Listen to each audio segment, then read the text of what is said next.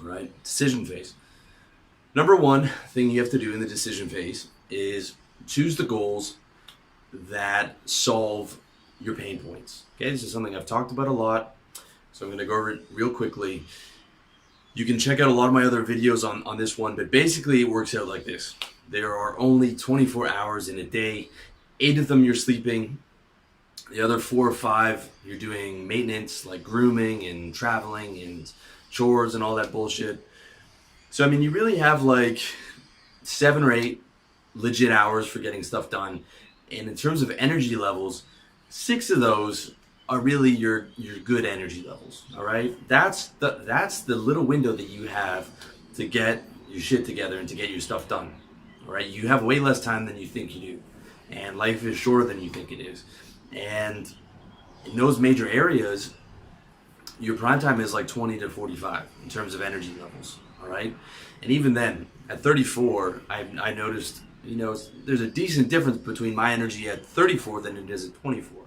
Okay, I can keep my energy higher at 34, but I have to do a lot more stuff. I have to stay a lot more focused on diet, on sleeping, on getting up early, and all these other things to be able to sustain that energy. All right, so that's very important. And since the goal of life, your main goal, your primary priority, is your happiness, okay? You hear me talk about this a lot, and you're going to hear me keep talking about it, because that's what we do everything for. You need to choose goals that are going to solve your pain points, all right? Your pain points are what keep you from living a happy lifestyle. Therefore, the most logical thing to do is your goals should solve your most painful problems, all right? And the goals that you put the most effort into are the goals that solve your most painful areas in your life. Okay, that will give you the best return on investment in your happiness. You're not spending all your time solving goals that are gonna,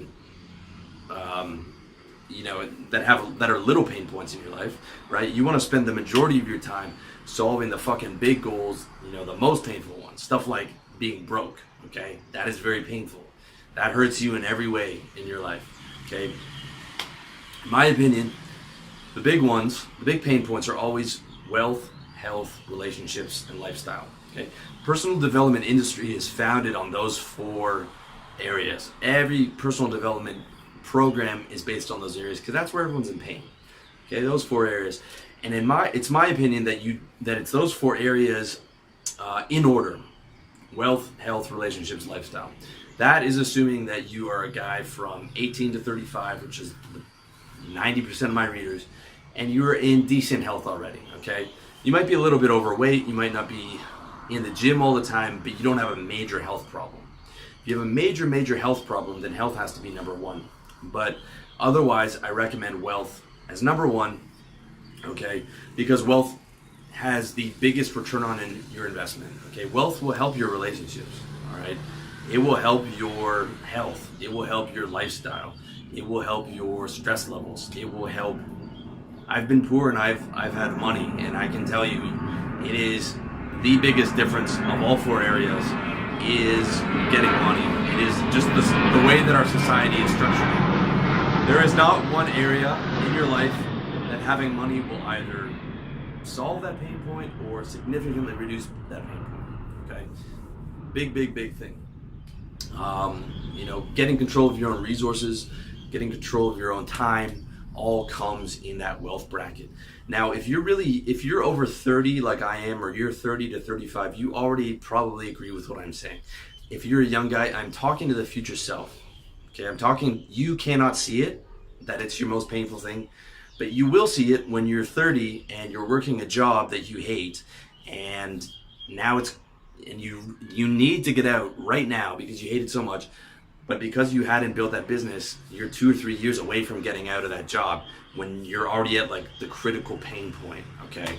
I am talking to the older version of yourself. If you're 18, all you're thinking about is girls. Just like I was and just like everyone else is at 18.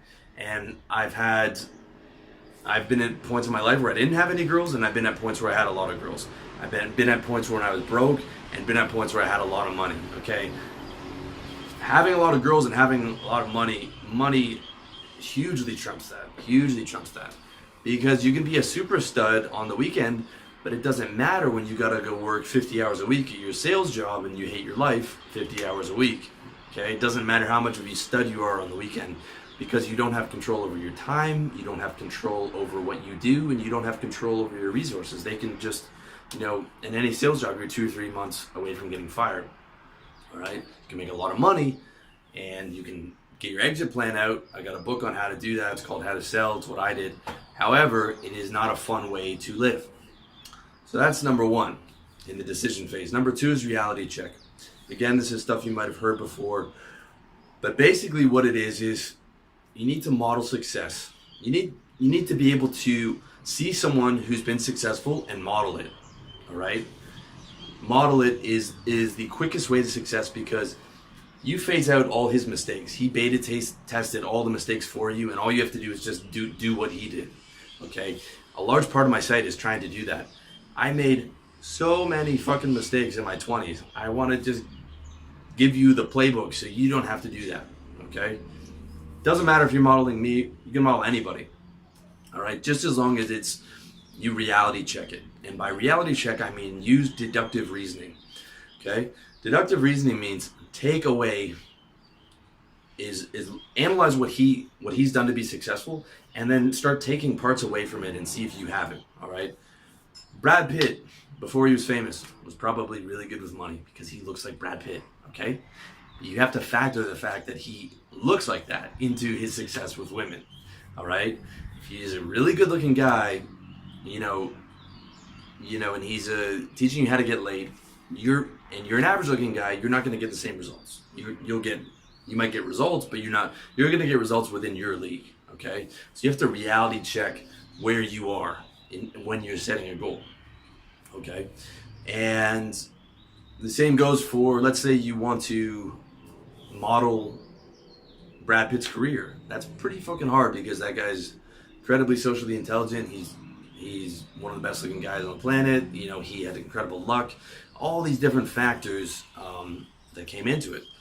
But you can, if you want to model his style, you can do that 100%. You can go through the lookbooks. You can find what his style is. You can find low cost options for that.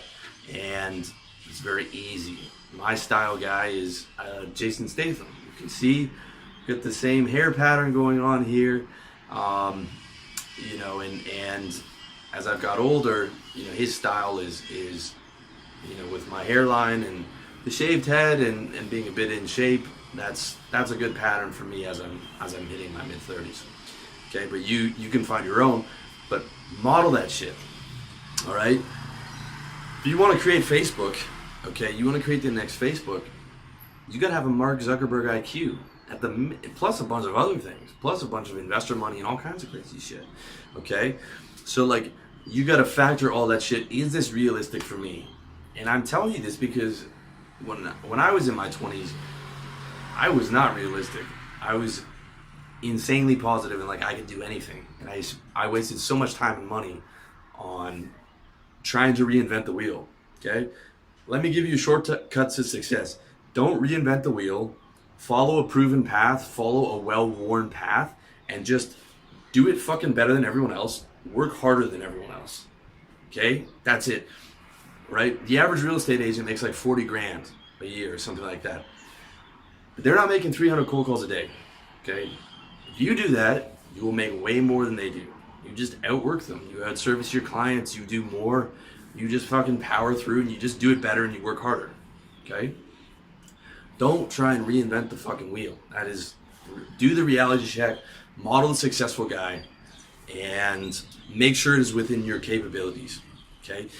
And when you have the proven path, you can see if it's within your capabilities, you can use the deductive reasoning, and you have all the benchmarks along the way. So you read all the books on it, you do all the research, you're not reinventing the wheel, and okay, year one of my service-based business, which is what I recommend for most guys, okay, I did 40 to 45K year one. Year two, I'm going to aim for 70K. Year three, I'm going to aim for 100K.